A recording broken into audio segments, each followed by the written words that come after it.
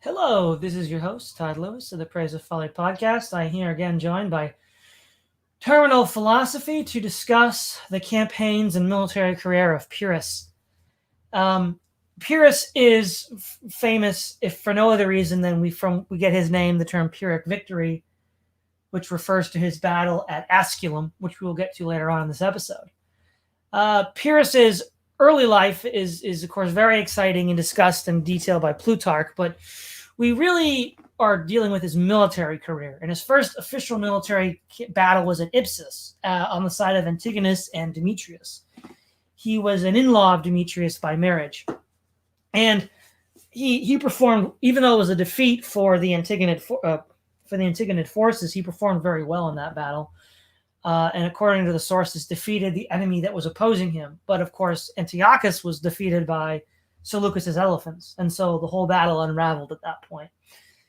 We read that also Antigonus said that Pyrrhus, should he live, would be the greatest commander of his age, which is an opinion that is, depending on who you ask. Plutarch, in his Life of Pyrrhus, says in his now lost Life of Scipio, which he refers back to, that Hannibal considered Pyrrhus the greatest general of his age.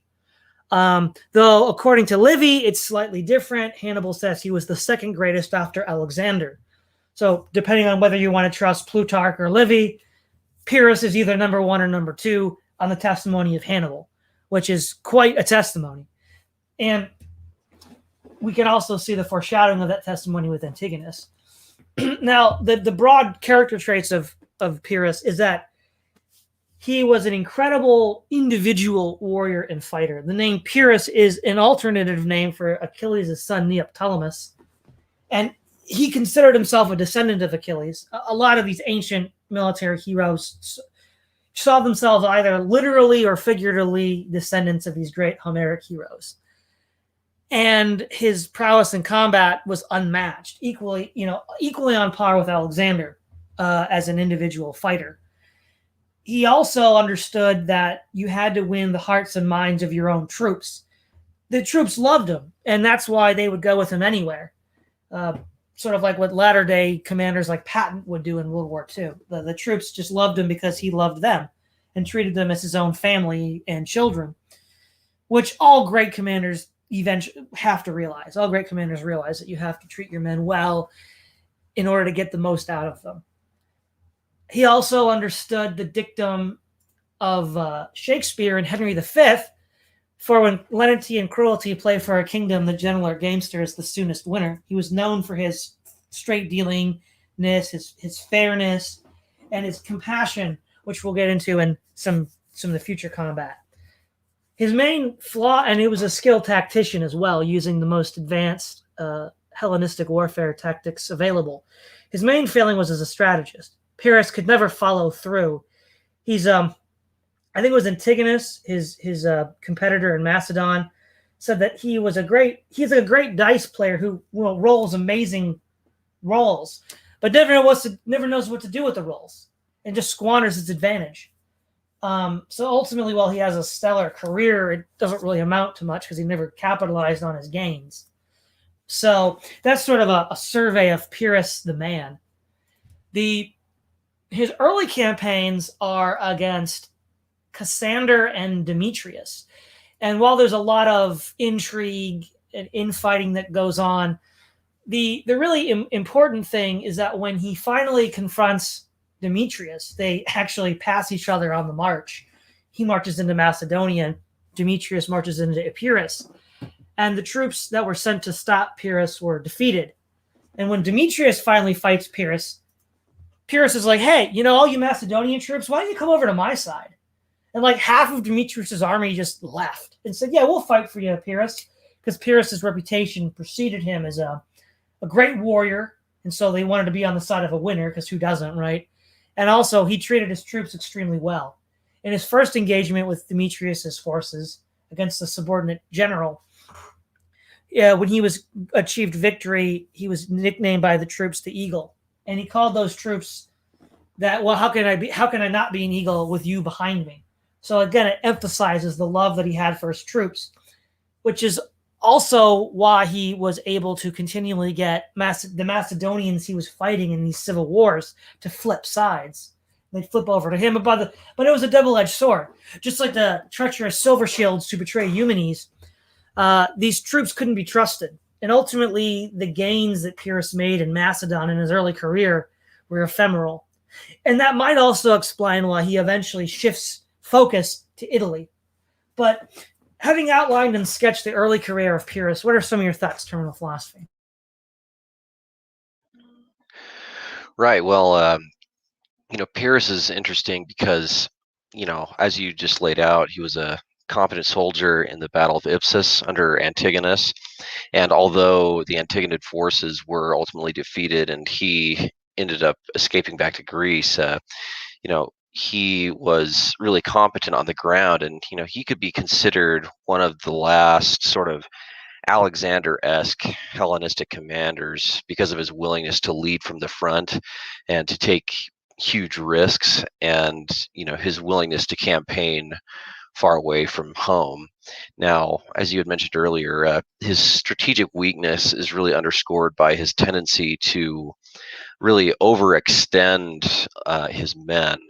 Um, in a way, Pyrrhus had the benefit of learning about warfare from some of the seasoned veterans and some of the commanders from the Diadochi Wars, while in exile under the Illyrians as well as Ptolemy's Egypt. One thing that I think is important to mention here is that Pyrrhus's exile in Egypt would have been somewhat similar to like attending a sort of war college of sorts on the Hellenistic world, because as we have concluded sort of in the Diadochi Wars episode, Ptolemy was one of the few victors, and as such, Ptolemy and his dynasty had the benefit of reflecting on their victories and influencing some of their potential allies, both in successful tactics and as well as money, as Ptolemaic Egypt was fairly wealthy in comparison to some of these other neighboring kingdoms. Now, Epirus, because of its close proximity to Macedonia during Philip, more or less started raising armies very similar to that of the Macedonians, and could be considered somewhat of a beneficiary of the reforms under Philip. This is especially true given the way that Epirus fielded their phalanx formations as well as their cavalry companion formations.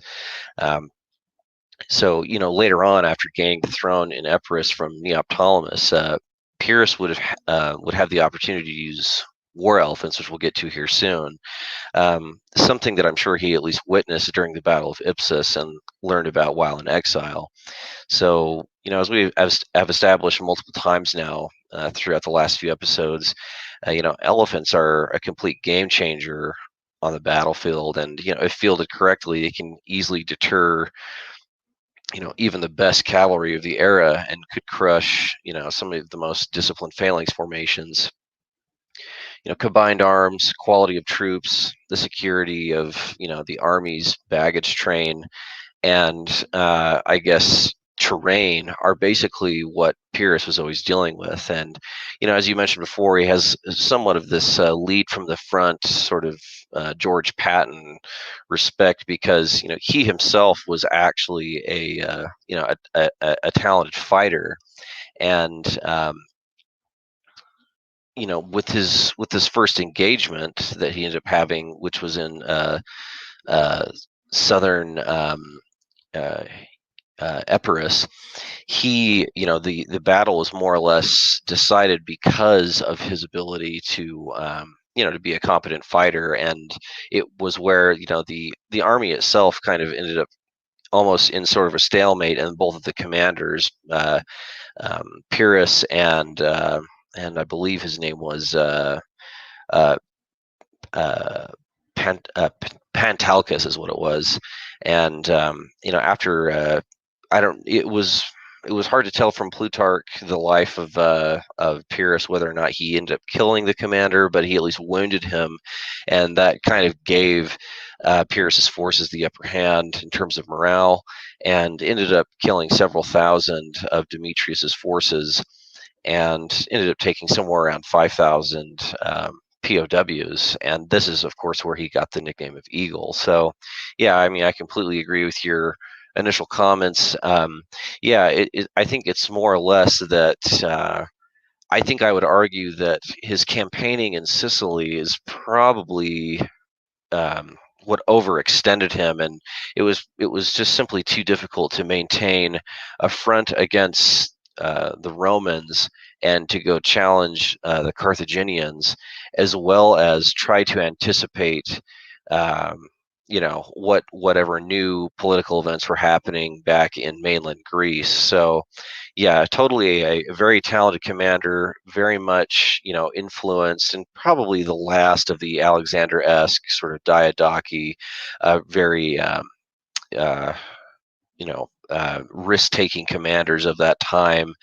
But yeah, just he had a difficult strategic situation to maintain, and didn't have the men or the empire or the money to really maintain an Alexander-sized campaign, but really shared many of those characteristics of Alexander and his top generals.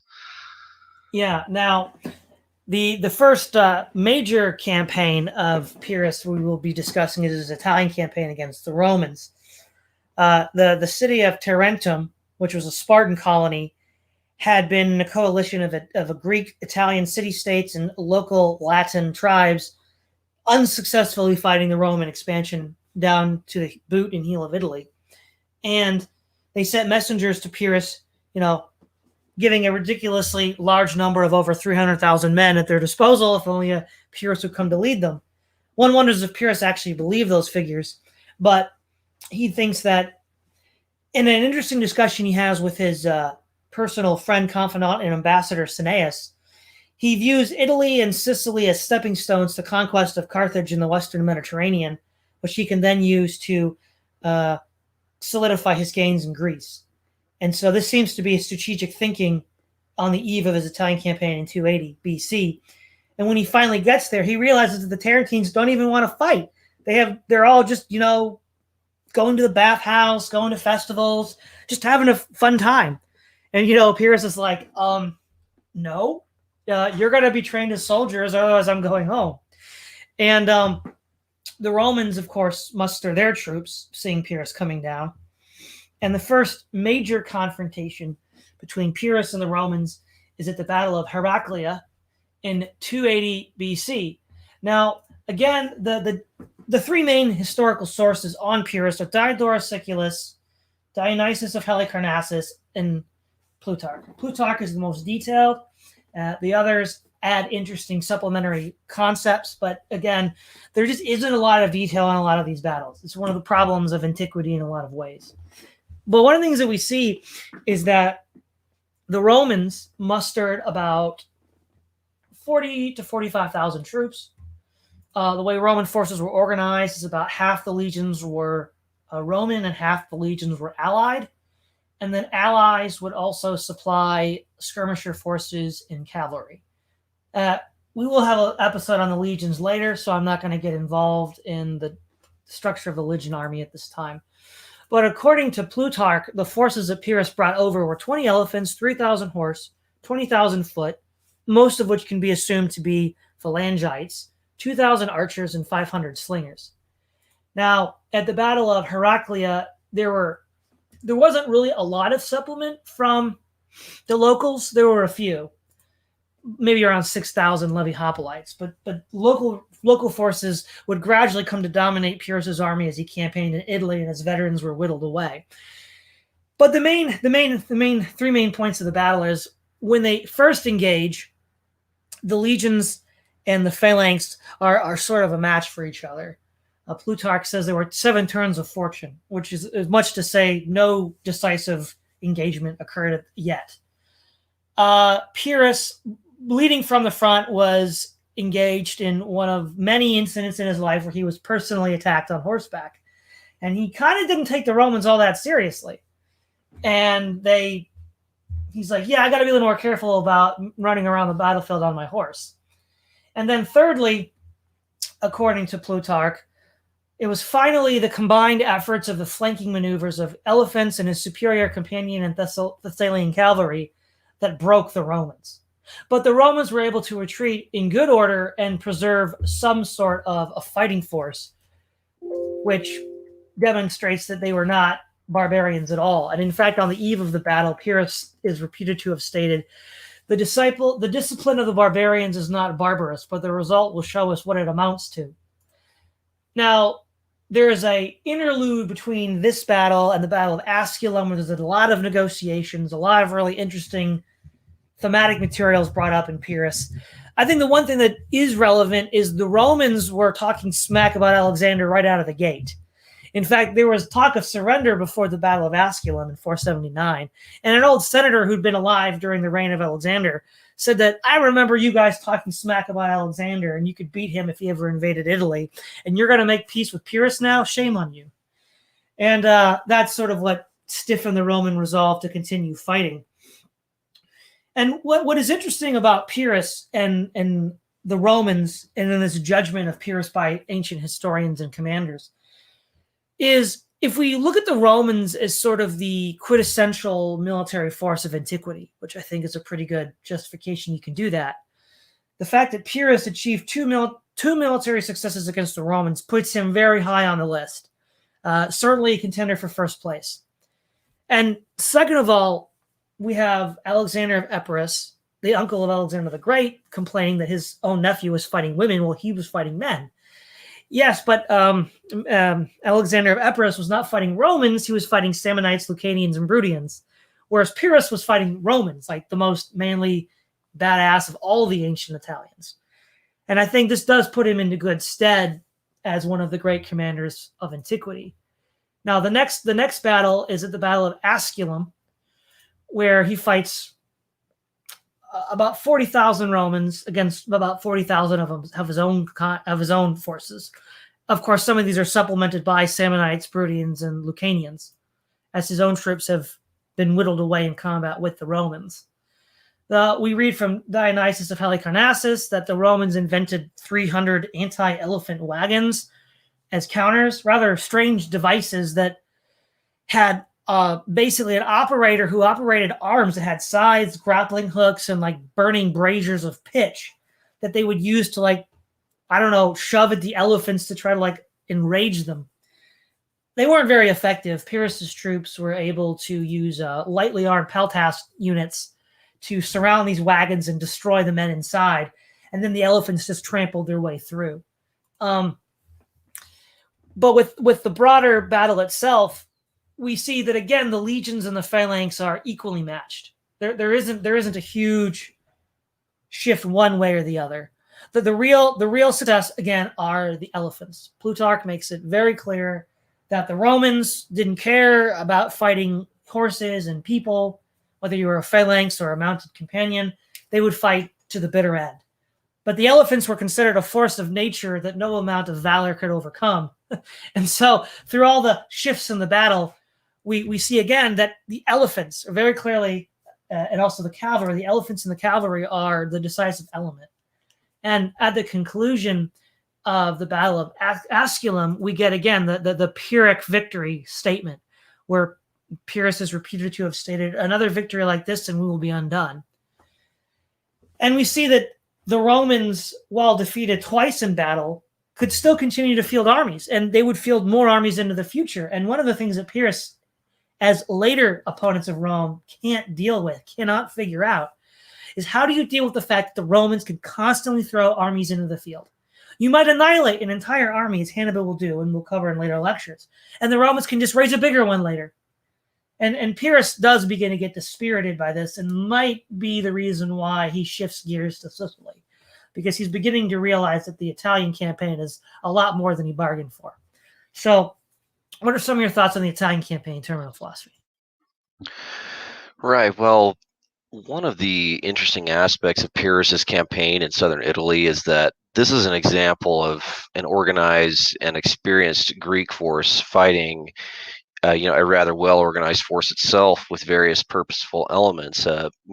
Many times during the Diadochi Wars, and, well, I should say rather, and there's many examples throughout Alexander's campaign where he's fighting these large Persian formations. However, again, I think as we have concluded correctly that one of the problems with Persia is that there were always these massive formations of men and cavalry, but there was never this well thought out combined arms strategy and applied tactics behind that mass of forces. It was really just strength in numbers and the quality or the specific application of different units. There was really, on the Persian part, there wasn't nearly as much thought put into it as some of the more Greek armed forces that had applied to the battlefield. So here is an example of where, although Rome was in its early stages and it had not developed, its imperial era legion tactics by the time they made contact with Pyrrhus, they too, had these, fairly robust combined arms formations with men and cavalry, and there was, of course, these early Roman legion formations. The cavalry was out far on the flanks, just like a veteran and seasoned Greek phalanx formation. Both in the Alexander era and the post-Alexander era. So again, I think really, as you were basically hinting at, with the Battle of Heraclea, really he was ended up being saved by his elephants on the far flanks, and as well as the his disciplined phalanx formations holding the center. Had the elephants not been there, I mean, you could probably call it basically a draw. It was a really bloody, just a slogging of of the center of both army formations, just exchanging blows and basically just wearing each other down. Now, Pyrrhus was sent to southern Italy with 20 war elephants, and you could probably argue that, if he had more, he probably could have sustained a longer campaign with the Romans. But, I mean, even by this time in the, I think it was 1270, sorry, I think it was like 1280, I believe, was the Battle of Heraclea. But even by this time, Rome was just had this incredible ability to raise army after army, as you were saying, and Rome had enough territory and enough of a population to forcibly raise armies. I think the population of mainland Greece and kind of being worn out from war, whereas the early stages of Rome didn't nearly have all of these, large scale, foreign adventures that many of the Greek populations had been forcibly put under with Alexander, and a lot of these, you know, rather calamitous wars with the Diadochi. So, Rome had the benefit of kind of being, geographically removed from a lot of that and had time to build up. And of course, it had to deal with Carthage expanding onto places like Corsica and Sardinia. But yeah, Pyrrhus was fairly evenly matched with the Romans. It was only because of some of these more um, desperate and sustained flanking maneuvers with war elephants that really gave him ultimately the upper hand with the Romans. But yeah, I think I completely agree with what you had mentioned in the lead up to the Battle of Heraclea. There was not much difference in the quality of troops when all was said and done between the Roman legions and the Greek phalanxes. But again, it's the war elephants, and as you had mentioned in the Life of Pyrrhus by Plutarch, yeah, he makes it quite clear that I had read it as well that the war elephants are what really struck some serious fear into the heart of Rome. So. But yeah, it will, as we'll probably later end up concluding, he just could not. Pyrrhus didn't know what to do with this level of recruitment, of this mass recruitment and raising of new legions that he just could not simply deal with in a long-term strategic sense. And that's in part, I believe, what motivated him to go campaign in places like Sicily. Yeah. Now, as I mentioned, and as you mentioned, the difficulty of the Romans and the uncertain results of continued fighting with the Romans likely convinced Pyrrhus to leave. Now, after Asculum, there were basically two messages that come to him. One is that the then current king of Macedon, Ptolemy the Thunderbolt, who had assassinated Demetrius, died fighting the Gauls, and they needed a king of Macedon. And then Syracuse sends messages saying they're being besieged by Carthage. And Pyrrhus ignores Macedon for the moment and decides to go to Sicily. Now, we know from his discussion with Cineas his broader strategic goal of using Sicily as a springboard to invade Carthage in Africa, like King Agathocles. But the other thing that we see is that Sicily historically was like the breadbasket of the Western Mediterranean. It fed the city of Rome. One could also view, depending on how you want to read this, you could view Pyrrhus's broader strategic mindset as a way to corner the food market of the Western Mediterranean to gain leverage over the Romans, which at the time still don't have a vast empire yet, and also to better shore up his own strategic position by owning the breadbasket of the Western Mediterranean.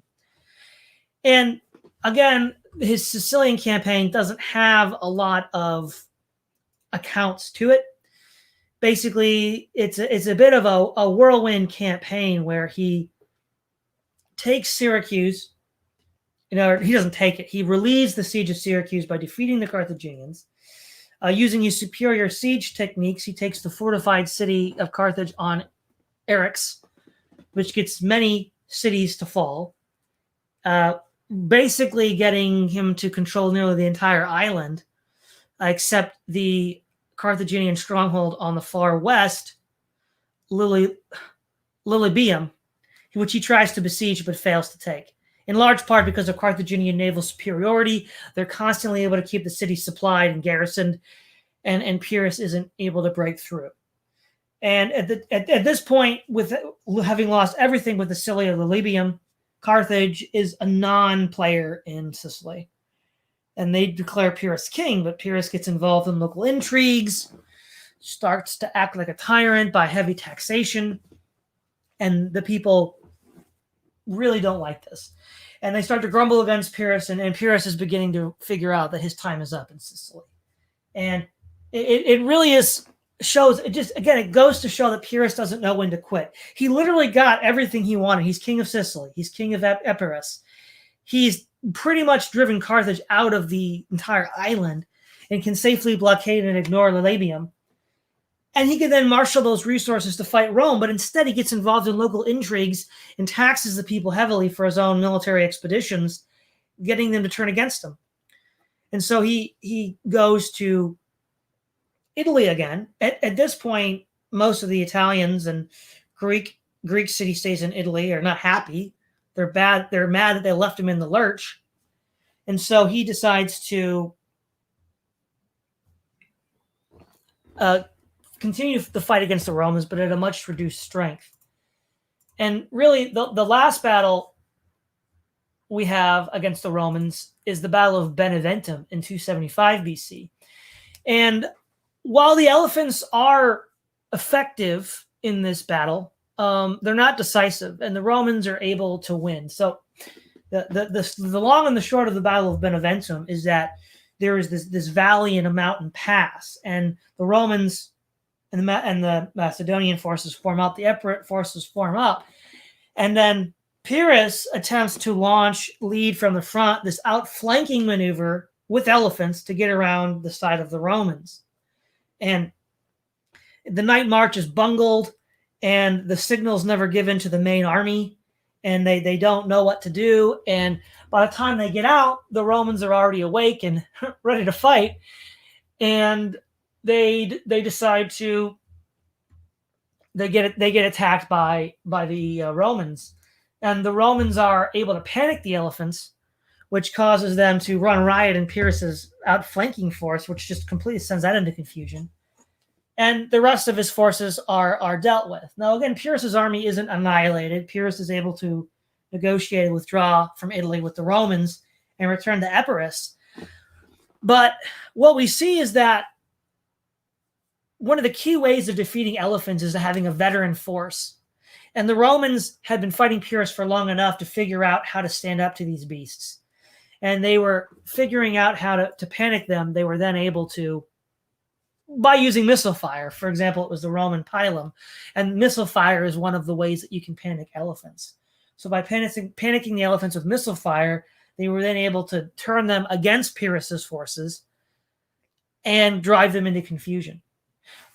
But the real issue of this essentially 5 years of war is that Pyrrhus had bankrupted his kingdom, had killed off most of his veterans fighting in wars that achieved no strategic value. It really shows the lack of strategic vision of Pyrrhus. He couldn't finish a job. He would take on too many threats at once. The fact that he could walk, a lesser commander with lesser troops could not have walked away from these many fights. Taking on the entire Western Mediterranean with Rome and Carthage, and being able to walk away does show the tremendous skill and leadership that Pyrrhus had, but it also shows his lack of strategic insights. So having concluded his campaigns in the West, what are some of your thoughts, terminal philosophy? Right. Well, again, all great points. Yeah, as you had mentioned, there was a few motivating factors for him to go to Sicily. As Sicily was absolutely believed to be a springboard to, well, was believed to be a springboard to defeating Rome later on, and also gaining control of the vast farms that supplied much of the Western Mediterranean world. Pyrrhus himself, as you mentioned, ended up losing his PR momentum as his taxation on the Sicilian cities was basically too great and was more or less forced off the island by popular demand. He did successfully end the siege of Syracuse, um, but of course, at this point, being on Sicily, I think you gave basically a correct executive summary at the end, where he had spent so much of the money that had been given to him, almost nearly all of it that had been supplied to him from Ptolemaic Egypt. Some of his best men have been killed by the Romans. Many of his veterans that had come from other Diadochi armies, or at least trained by the veterans of the Diadochi armies, they were killed in Heraclea, and then many of them were also killed at the Battle of Asculum in 279. Where again, very similar, just a quick sort of take on that, a very similar outcome to Heraclea, where the centers of both armies were quite evenly matched, and it was something that Rome was willing to go to the mat with in terms of how long they can they're willing to go to battle with a Greek formation. But again, it's kind of the elephants that ended up saving them on these flanks, and of course this was difficult. That this is where the famous quote for Pyrrhus comes from. One more victory and we are undone. Well, they lost their baggage train and their encampment, so that was quite that was quite a shocking blow to Pyrrhus's army. But as also, by this time, you know, um, they were so far from home. It's starting to get sort of Alexander-esque, where um, it's kind of like, what are you doing in Sicily, man? It's such a risk to go that far, and to at this point, when he's on the western portion of Sicily, when he starts overtaxing the population, he's got several enemies to deal with, and that's three of which are the Carthaginians, the Romans in southern Italy, and then there's always trouble at home in one way or another. So um, yeah, again, he himself was a great commander on the ground, but he really had this tendency to overextend his forces. And if you think about it from a good strategist, I think had he been more of a strategic thinker, he probably should have returned to Greece after Asculum, because at that point, much of his forces in southern Italy were worn down, and that's probably where he should have negotiated an exit. Uh, with the Romans and to try to negotiate some sort of peace on the southern portion of Italy so that many of these cities weren't under Roman taxation or subjugation. So that's probably what he should have done if I'm just kind of thinking about things in a sort of sober, strategic, grand strategist mindset.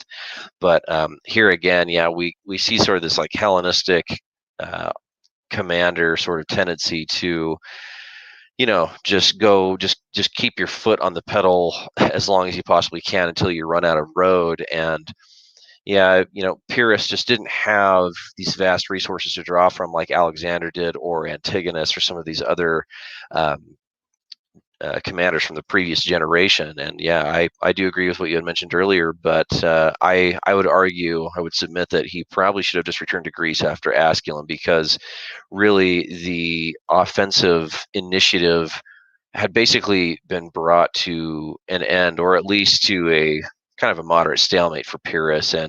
But rather than returning to sort of bolster his forces in Epirus and potentially sort of negotiate, gaining some taxation power from southern Italy, he goes on this even more adventurous campaign into Sicily. So it was just a bridge too far, and it was just too ambitious. Didn't have the resources or the money, and again, he shouldn't have. He shouldn't have been as overbearing on the Sicilian population as he was. Again, just too many factors going against him, and really kind of surprising, but also kind of part and parcel of the era for commanders with that sort of vision that he had. Yeah. So when we look at the final stage of Pyrrhus's military career, his campaigns in the Peloponnesus, these begin with civil strife in Sparta. So there's an individual, Cleonymus, who was a claimant to the throne of Sparta and was getting cucked by the crown prince Acrotatus. And so he goes to Epirus to say, hey, you want to put me on the throne and I'll be your ally. And Pyrrhus is like, yeah, sounds good to me.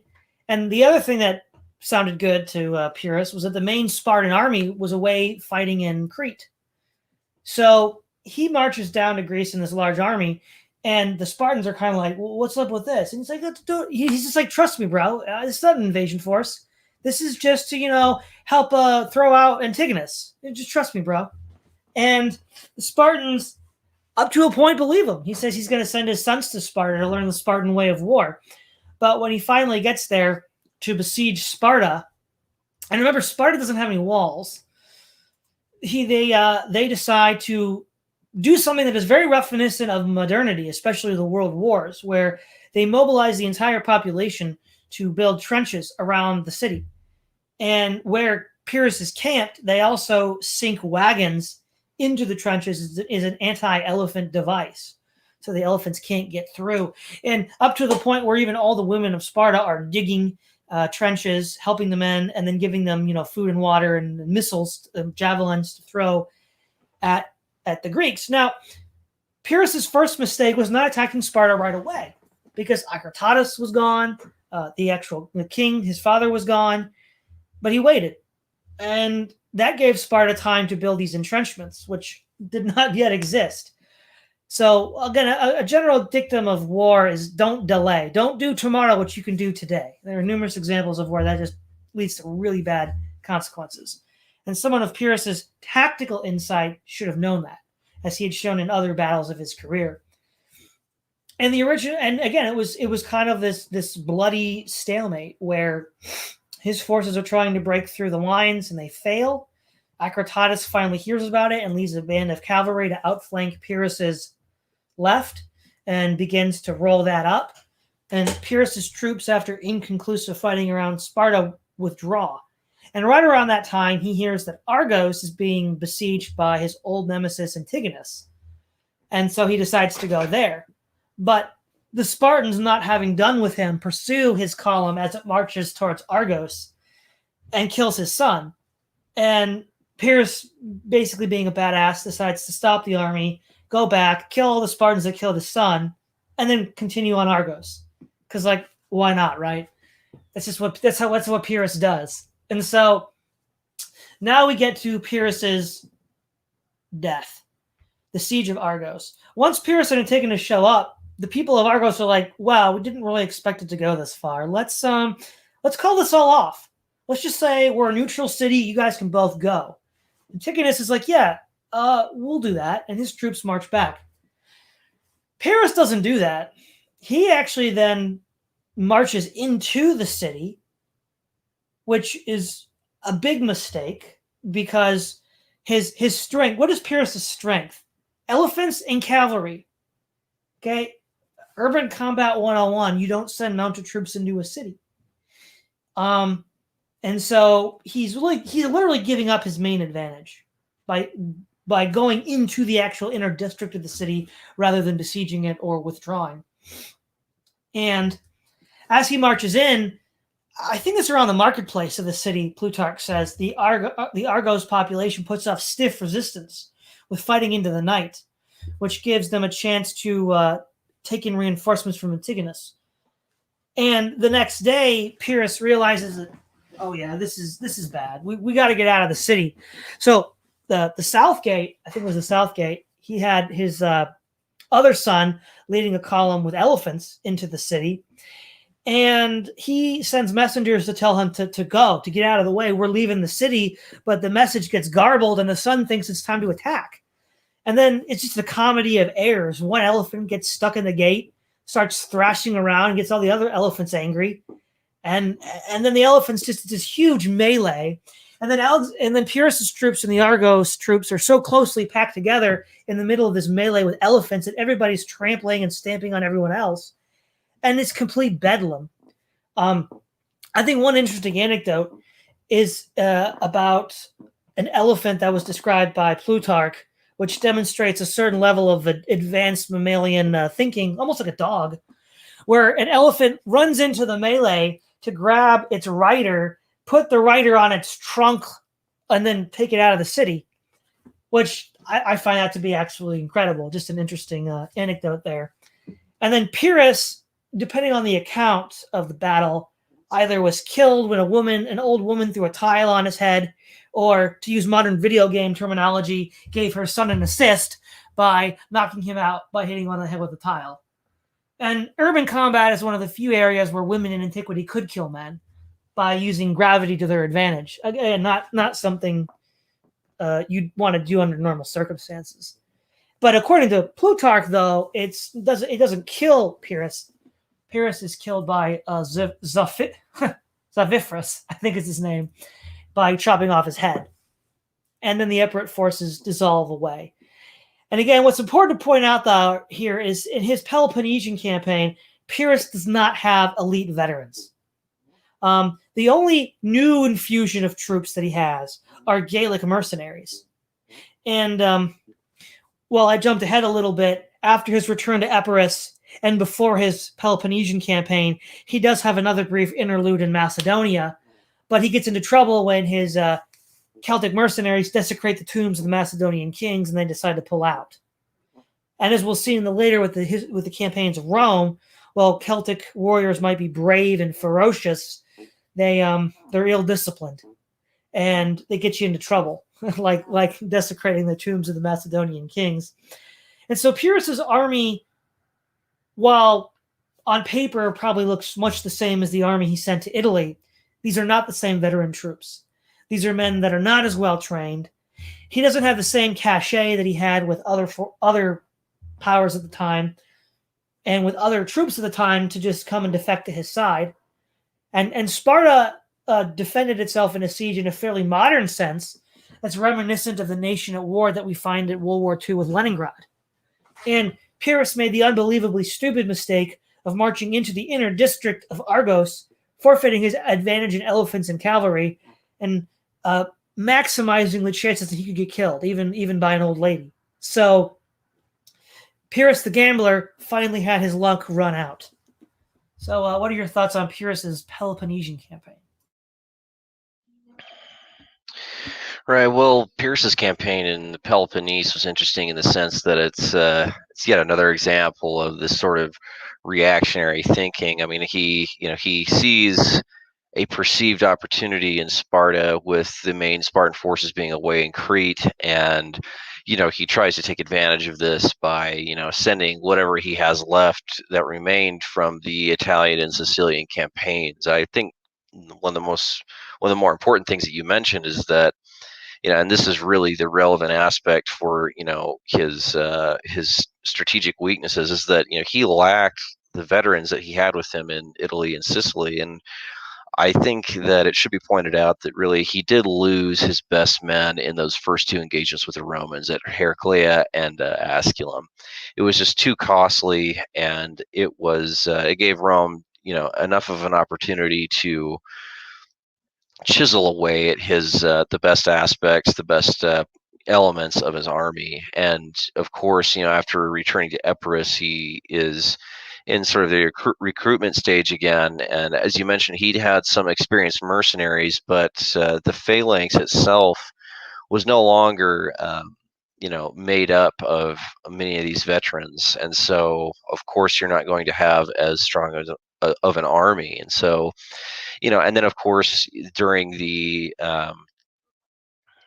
siege of Sparta, as you had mentioned, it was this sort of like people's the sort of mass effort on Sparta to thwart the Pyrrhus's forces from entering, because there was all this trench digging, and the population, like women and children, like everyone played this hand in preventing them from entering the city. And then he loses his son, and on the approach to Argos, I mean, really, and by the time he had reached Argos, I think it's important to just point out that he's basically just done here. If he couldn't capture Sparta, he should have just called off the campaign from there. And there's many other examples from uh, you know for example, Demetrius himself and Lysimachus and other commanders like them, that if there was sort of like one defeat that had been sustained, well, then most commanders at the time would recognize, like, okay, well, we got to pack it up and go home, because if we're kind of all out of tricks, then there's nothing that really can be really done here.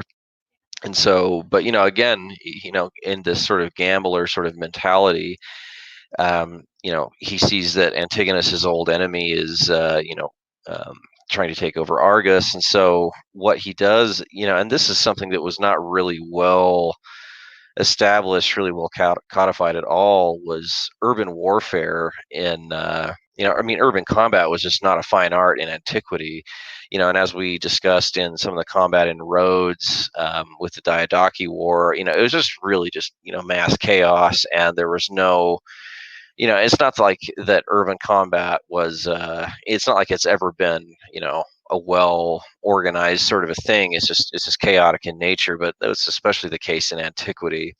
And as you mentioned, after he decides, they go into the market area in the night, and after being surrounded by Spartan forces and Antigonid forces and the local population, rather than retreating, as you said, his message got garbled, and so the southern gate became the that's just where it all ended for Pyrrhus. And you've got elephants basically just like stomping his own men and just kind of like running amok. And so yeah, I mean, this is just an example. This is yet another example of just overextending your forces, just going on these foreign misadventures with only really thinking of political opportunities and not thinking strategically. And again, I really do think that after he barely won at Asculum, really he should have just returned to Epirus from there to rebuild and to fortify and bolster things, both militarily and politically. But again, kind of having this gambling mentality, I mean, like, what, come on, man, like, what are you doing off in Argos? You don't have nearly the army that you did. And and at this time as well, there was there was enough battles within sort of the Hellenistic world where many people knew of the use of elephants. And so that's where you see some reactions and some of these beginning tactics against elephants, even on the part of, sort of this garrison of Sparta. There's at least certain things you could do to either to get them to panic and run amok. But, here's where we start to see tactics used against elephants. And yeah, again, he just a really, again, a really talented fighter himself on the ground, and would lead from the front, and had the ability to inspire his men. Had he been leading from the back, I don't think he would have he wouldn't have been as successful. But I mean, here, he's all out of tricks at this point, and he's out of money, and he doesn't have his veterans, and he shouldn't have been off in Sicily, and shouldn't have been in the Peloponnese causing trouble. So yeah, unfortunately that was the end for him. And yeah, there's of course the hypothesis that was believed that a woman flung a tile at him, taking him off his horse, and then later gets decapitated. I mean, yeah, when you put yourself, I mean, armies obviously can't be spread out in an urban environment, and especially when you're in this bottleneck situation. Well, anything's possible, and that was the end for Pyrrhus. Yeah, I think it's a sort of summarizing everything up about Pyrrhus. Pyrrhus was a commander of tremendous personal skill and courage. There's really no account in the records of him ever losing personal combat. Very much like an ancient Homeric hero on the battlefield, but also like an ancient Homeric hero shifting from wild fluctuations of good to ill fortune. Maybe he hung Right. a little too much. He was also, again, known for being generally, the Sicilian occupation was a little bit of an exception to this, but generally being a fair-minded ruler, generous to his defeated enemies, which also was why he was so popular with the troops. But then he would proceed to lose that trust by flip-flopping, as we saw in the second Italian campaign at Beneventum.